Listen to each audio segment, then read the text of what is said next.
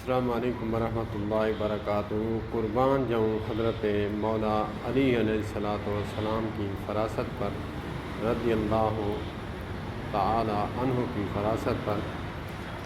ایک مرتبہ حضور پاک صلی اللہ تبارک و تعالی علیہ وآلہ وسلم کی مجلس میں بیٹھے ہوئے تھے، تو آقا صلی اللہ تبارک و تعالی علیہ وآلہ وسلم نے فرمایا کہ اے علی، یہ شخص بیٹھا ہے، اس کو لے جا کر اس کی زبان کاٹ دو۔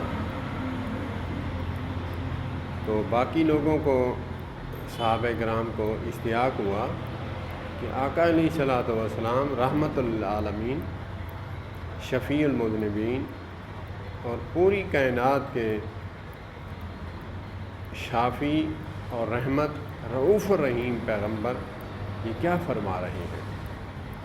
تو انہوں نے سوچا کہ یہ ایمان کا تقاضا ہے کہ آقا نے جو فرمایا وہ سچ اور حق ہے، زمین بدلے آسماں بدلے مگر فرمان رسول نہ بدلے۔ تو صحابی تو کہتے بھی اسے ہیں کہ وہ ایمان اور یقین کے ساتھ آقا کی بات کو مانتا ہے، دل و جان سے مانتا ہے۔ تو حضرت علی المرتضیٰ شیر خدا کرم اللہ وجہ الکریم نے اس شخص کو لیا اور جا کر کہیں دور تھوڑا سا آگے جا کر اس کو کچھ پیسوں کی تھیلی دی اور کہا کہ تم جاؤ۔ شاید کہ وہ قیدی ہوگا، جنگ کے دوران اس کو پکڑا ہوگا، غیر مسلم ہوگا۔ تو جب وہ چلا گیا، دوسرے دن وہ بچوں سمیت وہاں مسجد نبوی میں آ گیا، تو کہا کہ میں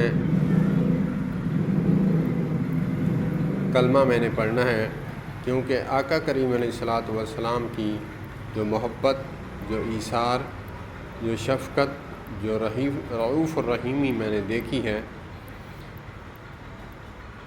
رحمت للعالمین پیغمبر کا میں کلمہ پڑھنا چاہتا ہوں۔ تو اس وقت آقا کریم علیہ الصلوۃ والسلام نے صحابہ کرام کو فرمایا کہ یہ ہے میرے مولا علی کی فراست، جس بات کو تم سمجھ نہ پائے۔ ہر پھول کی اپنی خوشبو ہے، نہ صحابہ کی تذلیل میں کرنا چاہتا ہوں، نہ میں کسی کی آڑ میں، کسی کی محبت کی آڑ میں، نہ میں کسی کو برا کہتا ہوں، نہ کسی کے بغض کی آڑ میں کسی کو اچھا کہتا ہوں۔ اہل بیت اطہار میرے ایمان کا حصہ ہیں، اور صحابہ کرام، صحابیات رضوان اللہ علیہم اجمعین میرے آنکھوں کی ٹھنڈک ہیں۔ تو نبی پاک صلی اللہ علیہ وآلہ وسلم نے فرمایا کہ اس نے پیسوں کی جو پوٹلی دی، تو اس کا مقصد جو ہے، میرے فرمان کا مقصد حضرت علی المرتضیٰ شیر خدا کرم اللہ وجہ الکریم نے بخوبی سمجھا۔ اس کی زبان کیسے کٹنی ہے، اور بزرگ فرماتے ہیں نا کہ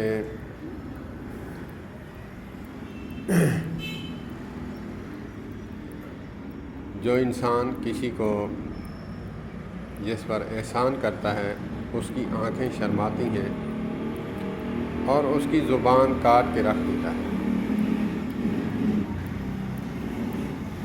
اللہ کی رضا کے لیے جو کام کیا جائے تو سامنے والے پہ اثر کرتی ہے بات، پھر نتائج بھی اچھے نکلتے ہیں۔ تو اس نے کلمہ پڑھا، کلمہ پڑھنے کے بعد وہ اپنے گھر چلا گیا۔ تو یہ ہے حضرت علی المرتضیٰ شیر خدا کرم اللہ وجہ الکریم کی فراست۔ سر میں دماغ ہو اور پھر محبت کرنے والا ہو میرے مولا سے، تب بات سمجھ آتی ہے۔ اللہ پاک ہمیں اہل بیت اطہار کے ساتھ محبت نصیب فرمائے، اور صحابہ کرام و صحابیات رضوان اللہ علیہم اجمعین کے ساتھ بھی محبت نصیب فرمائے۔ جو اہل بیت کے ساتھ محبت کرتا ہے اس کو صحابہ کرام و صحابیات کے ساتھ محبت کرنا عین ایمان ہے، اور جو صحابہ کرام اور صحابیات کے ساتھ رضوان اللہ علیہم اجمعین کے ساتھ محبت کرتا ہے اس کو بھی اہل بیت اطہار کے ساتھ محبت کرنا عین ایمان ہے۔ ہمارے لیے لازم ملزوم ہیں دونوں شخصیات، جیسے انسان کے جسم میں دل اور جگر کا اہم رول ہے، اس کے بغیر جسم ناکارہ ہے، بے عینی ہی اسی طرح اہل بیت اطہار ہمارے جگر کے ٹکڑے ہیں، اسی طرح اہمیت رکھتے ہیں ہمارے لیے۔ صحابہ کرام رضوان اللہ علیہم اجمعین وہ ہماری آنکھوں کی ٹھنڈک ہیں، ہماری جان سے بھی ہمیں پیارے ہیں۔ تو جسم کا کوئی عضو اگر ساتھ نہ ہو تو جگر بھلے ہو تو پھر بھی انسان ادھورا ہے۔ تو اسی لیے اگر جسم کو مکمل دیکھنا چاہتے ہیں تو ہمیں محبت کرنی ہوگی اہل بیت اطہار اور صحابہ کرام صحابیات رضوان اللہ علیہم اجمعین کے ساتھ۔ ہماری نماز ہی نہیں ہوتی جب تک ہم اہل بیت اطہار پر درود نہ بھیجیں، محمد و آل محمد پر درود نہ بھیجیں، ہماری نماز ہی نہیں ہوتی۔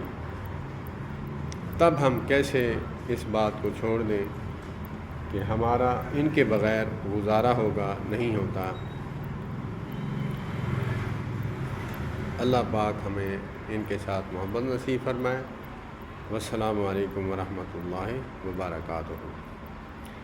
جہاں نبی پاک صلی اللہ علیہ وآلہ وسلم نے فرمایا تھا، قال النبی صلی اللہ تبارک و تعالی علیہ وسلم، ترکت فیکم امرین لن تضلوا ما تمسکتم بہما کتاب اللہ و سنتی، او کما قال علیہ الصلاۃ والسلام۔ وہاں یہ بھی فرمان ہے کہیں اور جگہ پہ، قال النبی صلی اللہ تبارک و تعالی علیہ وسلم، ترکت فیکم امرین، ترکت فیکم ثقلین ما تمسکتم بہما کتاب اللہ و سنتی، ترکت فیکم ثقلین۔ مجھے محبت تو ہے لیکن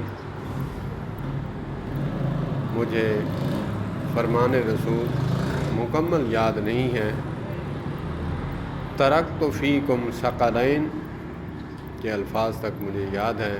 اللہ پاک مجھے یہ حدیث پاک بھی یاد کرنے کی توفیق عطا فرمائے۔ تو یہ مت سمجھیے گا کہ مجھے محبت نہیں، مجھے محبت ہے۔